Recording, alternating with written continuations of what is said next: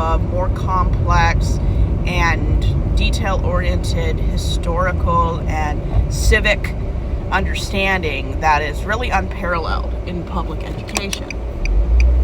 So, I mean, if I was to take a citizenship test, I mean, I was born here, but if I was to take a citizenship test, I would fly it with passing colors, because homeschooling, religious or secular, really does focus on very detailed memorization.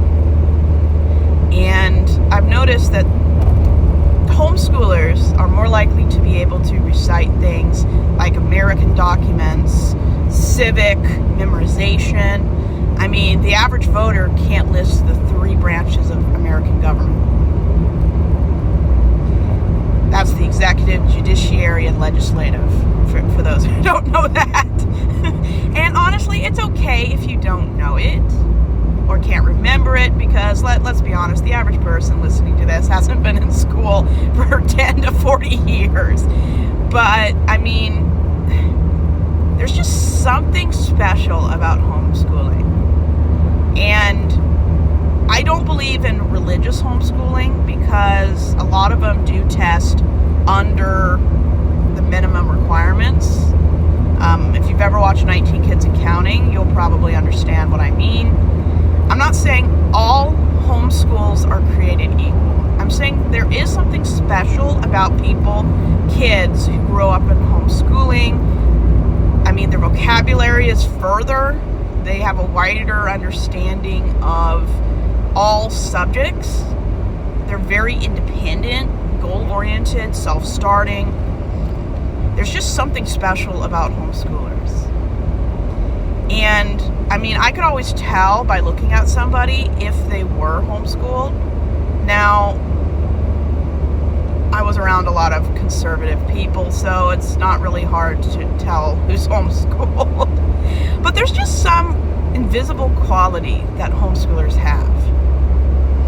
And I don't know, maybe it's just a combination of a lot of things having to do with literacy, vocabulary, understanding of civics, history, a wider range of knowledge for things like science and medicine.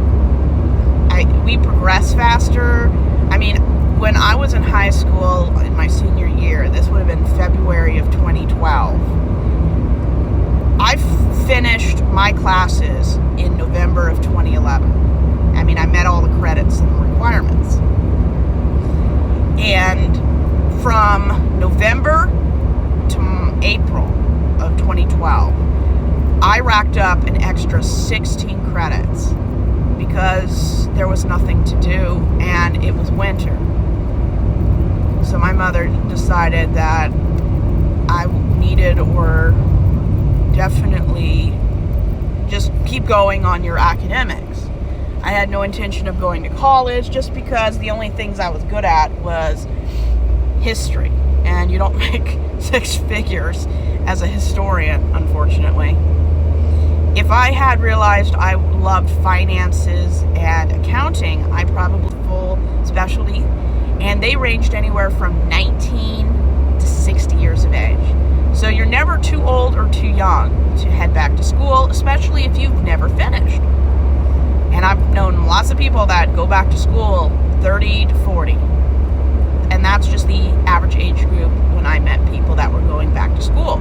But there really isn't an age cap, as long as you're healthy and can pass whatever requirements are required. But there's just something very special about homeschooling. Now, I don't believe in religious homeschooling, because I don't believe religion should be in education. Now, I do believe religion, philosophy, and ideology should be included in history if the information talked about correlates with it. I mean, you can't talk about the Crusades without mentioning the religions and the politics of the day. I don't think that things in religious homeschooling should be funneled through a religious belief.